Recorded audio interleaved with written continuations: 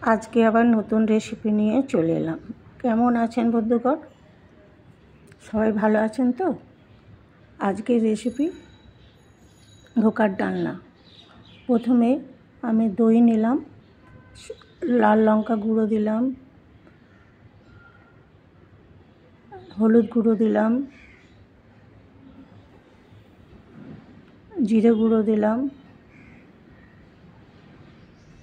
ধনে গুঁড়ো দিলাম, দিয়ে ভালো করে মশলাটা একসঙ্গে মিশিয়ে নিলাম। এরপরে কড়াইতে তেল দিলাম, তেল দিয়ে আলুগুলো লাল করে ভেজে নেব। লাল করে ভাজা হয়ে যাওয়ার পরে আলুগুলো তুলে নিলাম। এবারে গোটা গরম মশলা দিয়ে দিলাম,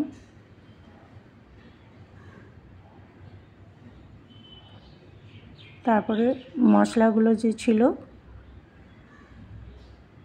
মিশ্রণটা দিয়ে দিলাম, দিয়ে ওর মধ্যে সামান্য জল দিয়ে দিলাম, নুন দিলাম স্বাদ মতন, চিনি দিলাম অল্প,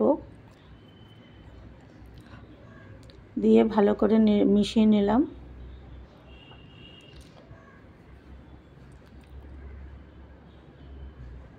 ঝোলটা মিশিয়ে ফুটে যাওয়ার পরে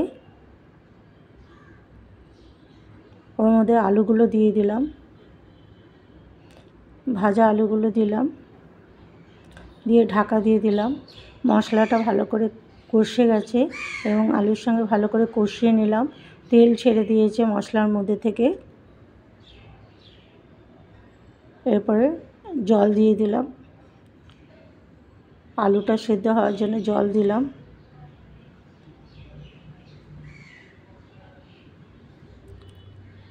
যদি ভিডিওটা ভালো লাগে লাইক, শেয়ার, কমেন্ট অবশ্যই করবেন এবং ভিডিওটা কেমন লাগলো, রেসিপিটা কেমন লাগলো সেটার জন্য কমেন্ট করে জানাবেন। আপনারা কমেন্ট করলে তবেই তো আমি আর একটা ভিডিও নিয়ে আসতে পারবো। আমার চ্যানেলটা এগিয়ে দেওয়ার জন্য সাবস্ক্রাইব অবশ্যই করবেন। ঝোলটা ফুটে গেলে কিছুক্ষণ ঢাকা দিয়ে রেখেছিলাম। ঝোলটা ফুটে গেলে ঢাকাটা খুলে আমি ধোকাগুলো দিয়ে দেব। ভাজা ধোকাগুলো আগের থেকে তৈরি করা ছিল, সেই ধোকাগুলো দিয়ে দিলাম। এবারে আবার 2 মিনিটের জন্য ঢাকা দিলাম।